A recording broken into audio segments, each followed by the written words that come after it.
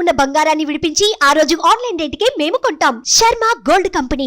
నమస్తే, మీరు చూస్తుంది సుమన్ టీవీ. నేను మీ కీర్తి. ఈ రోజు మనతో పాటు ఉన్నారు ప్రముఖ జ్యోతిష్య పండితులు బ్రహ్మశ్రీ డాక్టర్ ప్రదీప్ జోషి గురువు గారు. నమస్తే గురువు గారు.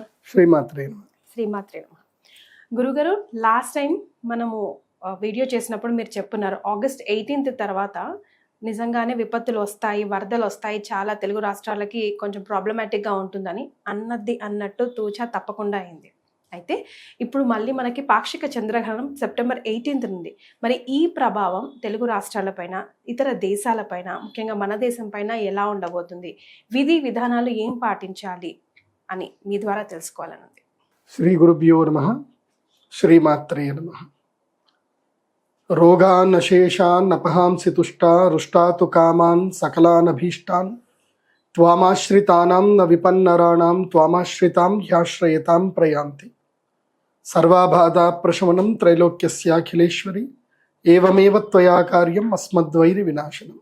శ్రీమాత్రే నమః. ఇందాక నేను చెప్పిన శ్లోకం ఏంటంటే, ఎవరైతే గనక అమ్మవారి యొక్క పాదములని, అమ్మవారి యొక్క చరణములను ఎవరైతే ఎల్లప్పుడూ నమ్ముకొని ఉంటారో వారికి ఎలాంటి విపత్తులు జరగవు. ఇది మొదలు మనము మనస్ఫూర్తిగా మనం దీన్ని ఓన్ చేసుకుందాం, అంగీకరిద్దాం. ఎందుకోసమంటే ఇప్పుడు వచ్చిన వరదలు చూసినా, ఇప్పుడు గుజరాత్లో వరదలు వచ్చాయి, వాయనాడ్ అయితే ఊర్లు కొట్టుకుపోయాయి, ల్యాండ్ స్లైడ్ వచ్చింది. కేదార్నాథ్లో అక్కడ కూడా ఊర్లు కొట్టుకుపోయాయి, చాలా సమస్యలు వచ్చాయి. ముంబైలో కూడా వర్షంతో చాలా బీభత్సం ఏర్పడింది. ఇప్పుడు రీసెంట్గా జైపూర్లో, రాజస్థాన్లో వరద బీభత్సం ఏర్పడింది. అంటే ఇక్కడ అక్కడ అని కాదు, ప్రతి చోట వరద బీభత్సాలు జరుగుతున్నాయి. ఎందుకు జరుగుతున్నాయి అని అంటే, మానవ తప్పిదాలు చాలా అనంతం. ఫర్ ఎగ్జాంపుల్ ఏం లేదు, పక్కవాడికి ఏదైనా కష్టం వస్తే నువ్వు చూడట్లా. ఎవడి కష్టం వచ్చినా వాడికే కదా, నాకు లేదు కదా అని మనం అనుకుంటున్నాం. ఇప్పుడు ఈ యొక్క ప్రపంచం అనేది కూడా ప్రకృతి దృష్టిలో భూమిలో ఉండే ప్రజలందరూ చూస్తుంది ప్రకృతి. సో ఇప్పుడు ఇది నా శరీరం, ఇక్కడ నాకు పాము కుట్టింది కదా, ఇది నా చిట్కన వేలే కదా, చిట్కన వేలకి కుట్టింది, నాకు కుట్టలేదు అని అనుకుంటే విషం మెల్లిగా పాకి శరీరానికి మొత్తం వస్తుంది. సో ఆ చిట్కన వేలికి మనం ట్రీట్మెంట్ చేయాలి. అట్లాగే ప్రకృతిలో ఎక్కడ ఏ అనర్థం జరిగినా ప్రకృతికి మనము ఏదైతే విఘాతం ఏదైతే కల్పిస్తామో దాని యొక్క ప్రభావం అందరి మీద పడుతుంది. అది మనకి ఈ యొక్క గ్రహాలు మనకి సూచిస్తాయి. ఇప్పుడు గ్రహస్థితులు ఈ సంవత్సరం బాగాలేదు. ఈ గ్రహణం యొక్క ప్రభావం వల్ల ఏమేమి నష్టాలు రాబోతున్నాయి ఇవి బాగా మనం గుర్తుపెట్టుకోవాలి. ఎందుకోసమంటే, నేను రాశి ఫలాలు చూసి, రాశుల యొక్క గ్రహ తీరు చూసి నేను ఏదైతే చెప్పానో అవన్నీ కూడా జరిగాయి. నేను అమ్మవారికి ప్రార్థన చేసేది ఏంటంటే, అమ్మ ఈ యొక్క చెప్పే వాక్కు సత్యం ఏదైతే శక్తి నాకు అమ్మవారి ఇస్తుందో అది వాక్కు సత్యమైనను కూడా దానికి సంబంధించిన నష్ట ప్రభావం ఏదైతుందో అది జరగకుండా చూడు తల్లి అని నేను ఎప్పుడూ అమ్మవారిని ప్రార్థన చేస్తాను. ఎందుకోసమంటే జ్యోతిష్ శాస్త్రం అనేది అద్దం లాంటిది. అది మనకి భవిష్యత్తు ఏం జరుగుతుందో మనకి చూపిస్తుంది. నువ్వు దాన్ని మేకప్ చేసుకున్నావా, మేక్ ఓవర్ చేసుకొని తప్పించుకోవడానికి ప్రయత్నం చేసావంటే నువ్వు బాగుంటావు. లేదు అని అంటే ప్రకృతి విపత్తు ఎట్లా ఎత్తుకుపోవాలో అట్లా ఎత్తుకొని పోతుంది. నేను ఆల్రెడీ ఆగస్టు 18కి తర్వాత విపత్తులు వస్తాయి, లంక గ్రామాలు మొత్తం కూడా ఖాళీ చేసేసుకోండి, కృష్ణ గోదావరి ముంపు ఏర్పడుతుంది అని చెప్పాను. అవును గురుగారు. నేను చెప్పింది ఎవరూ పట్టించుకోవాలి. సరే, ఎందుకోసం అంటే పట్టించుకుంటే ఏమొస్తుంది, ఒకరు జరగలేదని అంటే అన్నట్టుగా ఉంటారు. సో అది ఎవరి విచక్షణ వాళ్ళకి. ఎందుకోసం అంటే దైవం విధిని ఎవడు కూడా కర్మానుసారం ఎవరు చేయలేరు. ఇప్పుడు నేను చెప్పేది ఏంటంటే, ఈ రాశి ఇది మెయిన్గా మీన రాశిలో సంభవిస్తుంది. మీన రాశిలో చంద్రగ్రహణం అంటే, మీన రాశిలో చంద్రుడు రాహువు కలిసి ఉన్నారు. చంద్రరాహువులు కలిసి ఉన్నప్పుడు మీన రాశిలో గనక సంభవిస్తే ఏం జరుగుతుందంటే, మీనం అంటే ఏంటి, చేపలు, ఫిష్. ఈ యొక్క జలము పైన ఈ గ్రహణ ప్రభావం ఎక్కువగా ఉంటుంది. జలము పైన అంటే ఇంకేంటి, ఇప్పుడు జల ప్రళయాలు సంభవిస్తాయి అని అర్థం. ముఖ్యంగా సునామీలు ఏర్పడతాయి, అదేవిధంగా వరదలు ఇంకా బీభత్సంగా వరదలు అవుతాయి, చెరువులకి గండు పడతాయి, గ్రామాలు మునిగిపోతాయి. అది జరుగుతుంది. అది కాకుండా ఈ యొక్క మత్స్య సంపద మొత్తం కూడా నాశనం అవుతుంది. గురుగారు, ఇక్కడ ఒక చిన్న ప్రశ్న. అంటే మన దేశంలో కనిపించట్లేదు అన్నారు కదా, మరి ఇంకే దేశాల్లో కనిపిస్తుంది? ఈ మీరు చెప్పిన ప్రభావాలు స్టిల్ మన దేశంలో కనిపించకపోయినా మనం దాన్ని భరించాల్సిందేనా? గ్రహణ ప్రభావం మన దేశంలో కనబడకపోయినా గ్రహస్థితి అనేది ఏదైతే ఉంటుందో అది యావత్ భూమండలానికి వర్తిస్తుంది. సో ఆ గ్రహస్థితి ప్రభావము అంటే గ్రహణం యొక్క ప్రభావం మన దేశం పైన 25% అయితే ఉంటుంది. ఓకే. సో ఆ 25% కూడా మనకి కొంచెం విపత్తు వచ్చిన విపత్తే కదా. కాబట్టి ఇక్కడ నేను చెప్పినట్టుగా ఈ గ్రహణ ప్రభావము ముఖ్యంగా కర్నూలు, తుంగభద్ర నదీ తీర ప్రాంతం వాసులకు, అదేవిధంగా సముద్ర తీర ప్రాంత వాసులైనటువంటి విశాఖ, కాకినాడ, తర్వాత విజయనగరము అటు సైడ్ వాళ్ళకి, కోస్తా తీర వాసులకు, అదేవిధంగా వెస్టర్న్ ఘాట్స్లో ఉండేటువంటి వారికి, వెస్టర్న్ ఘాట్స్ ఏదైతే కనుక నదీ పరివాహక ప్రాంతాలు కానీ తర్వాత కొండ ప్రాంతంలో ఉండేటువంటి వాళ్ళకి, వెస్టర్న్ ఘాట్స్ అంటే కేరళ, తమిళనాడు, కర్ణాటక, మహారాష్ట్ర మొత్తం 3 వస్తాయి. సో వెస్టర్న్ ఘాట్స్లో కూడా ల్యాండ్ స్లైడ్స్ వచ్చే అవకాశం ఉంటుంది. సో ఈ యొక్క గ్రహణం యొక్క ప్రభావము అక్టోబర్ 18వ తారీఖు వరకు ఉంటుంది. ఇందులోపలనే భూకంపాలు కూడా వచ్చే అవకాశం ఉంటుంది, ల్యాండ్ స్లైడింగ్స్ వచ్చే అవకాశాలు కూడా కనిపిస్తున్నాయి. సో ఇవి గ్రహణం యొక్క ప్రకృతి విపత్తులు, అంటే సామూహికంగా అందరికి వచ్చేటువంటి గ్రహణ ప్రభావాలు.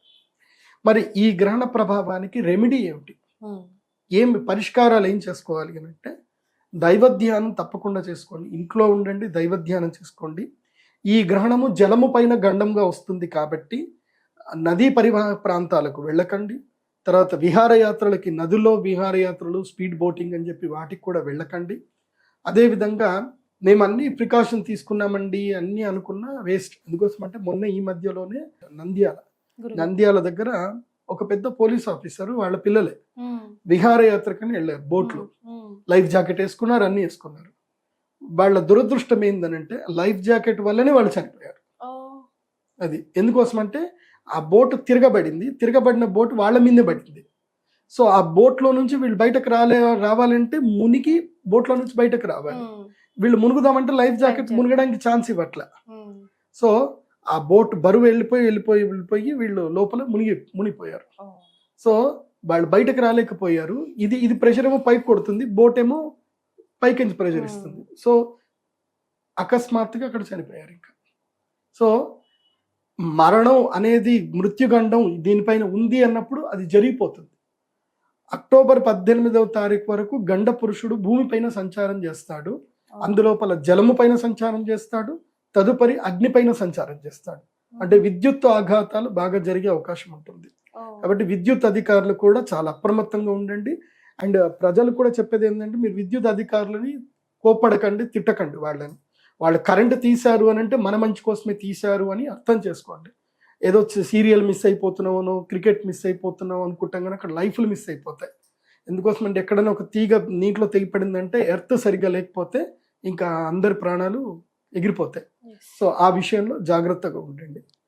ఇక పరిష్కార విషయానికి వస్తే గ్రహణం అనేటువంటిది చాలా అద్భుతమైన సమయం. ఎవరెవరి జాతకంలో అయితే గనక చంద్రుడు రాహువు కలిసి ఉన్న, చంద్రుడు కేతు కలిసి ఉన్న వాళ్ళకి జీవితము లోపల ఏవి కూడా ఫుల్ఫిల్గా దొరకవు, సాటిస్ఫాక్షన్గా వాళ్ళ జీవితం ఉండదు, మనస్సు తృప్తిగా ఉండదు, మనస్సు ఎప్పుడు చంచలంగా ఉంటుంది, తర్వాత జ్ఞాపక శక్తి తక్కువగా ఉంటుంది, తర్వాత శరీరంలో ఎప్పుడు కూడా అనారోగ్యాలు ఉంటాయి. ఏవి చంద్రకేతువు, చంద్ర రాహువు ఇవి కలిసి ఉంటాయి. చంద్రకేతువు జాతకంలో ఎవరికైతే కలిసి ఉంటుందో వాళ్ళకి విపరీతమైన అనుమానం ఉంటుంది, విపరీతమైన ఆలోచన, ఎప్పుడు పడుకున్నా, లేచినా, కూర్చున్నా ఎప్పుడూ ఆలోచనే ఉంటుంది వాళ్ళకి. తీరా చేస్తే ఒరిగేది ఏముండదు, కానీ ఆలోచిస్తూనే ఉంటారు. ఏదో ఆలోచన, ఎవరినో తిడుతూ ఉంటారు, ఎవరి మీదనో నోటిఫై చేస్తూ ఉంటారు. ఇప్పుడు ఇంట్లో ఇప్పుడు వాళ్ళ భార్య ఎంత చేస్తున్నా వాళ్ళని తిడుతూనే ఉంటారు, అది కరెక్ట్ చేయట్లేదు, ఇది కరెక్ట్ చేయట్లేదు, ఇట్లా అంటానే ఉంటారు. అది చంద్రకేతు ప్రభావం. చంద్ర రాహు ప్రభావం ఎలా ఉంటుంది అని అంటే ఎన్ని టాబ్లెట్లు వేసుకోండి, ఎంత యోగా చేయండి, ఏమీ చేయండి, అనారోగ్యం అట్లాగే కంటిన్యూ అవుతూ ఉంటుంది. అయితే డైజెషన్ ఇష్యూ ఉంటుంది, లేకపోతే స్కిన్ ఎలర్జీ ఇష్యూ ఉంటుంది, లేకపోతే ఎండోక్రైనికల్ గ్లాండ్స్ ఇష్యూస్ ఉంటాయి. ఇవన్నీ కూడా చంద్రరాహు యుతిలో చంద్రకేతు వల్ల. మెయిన్గా ఇంకోటి ఏంటంటే జ్ఞాపక శక్తి సరిగ్గా లేకపోవడం, మితిమీరిన ఆలోచనలు ఎక్కువగా ఉండడం, పిచ్చి వెర్రి, ఇవి కూడా చంద్రకేతు యుతి, చంద్రరాహు యుతి వల్లనే జరుగుతాయి. ఇంకోటి, ఎవరైతే గనక ఇది చాలా జాగ్రత్త వినండి, ఎవరైతే గనక పిల్లలు గ్రహణం సమయంలో అంటే ఇప్పుడు ఈ సెప్టెంబర్ 17, 18కేమో చంద్రగ్రహణం ఉంది, అక్టోబర్ 2కేమో సూర్యగ్రహణం ఉంది. ఎప్పుడు గుర్తుపెట్టుకోండి, చంద్రగ్రహణము, సూర్యగ్రహణం ఇవి రెండు కూడా అయింది అని అంటే కలిసే వస్తాయి.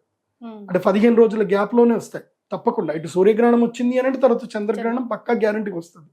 సో అందులో ఒక డౌట్ లేదు. ఈ మధ్య కాలంలో ఎవరైనా పుడితే దీన్ని సంధి కాలము అంటారు, గ్రహణ సంధి కాలము అంటారు, దీన్ని గ్రహణ వేద కాలం అని కూడా అంటారు. ఎవరైతే ఈ గ్రహణ వేద కాలంలో పుడతారో వాళ్ళ జీవితంలో వాళ్ళకి అదృష్టం రాదు. వాళ్ళ జీవితంలో ఏ పనికి వెళ్ళినా వాళ్ళకి విఘ్నాలు జరుగుతూనే ఉంటాయి. జీవితంలో ఆనందం అనేది దొరకదు. ఏదో ఒక మూలకంగా వాళ్ళకి ఏదో ఒక వెలుతు వస్తుంది.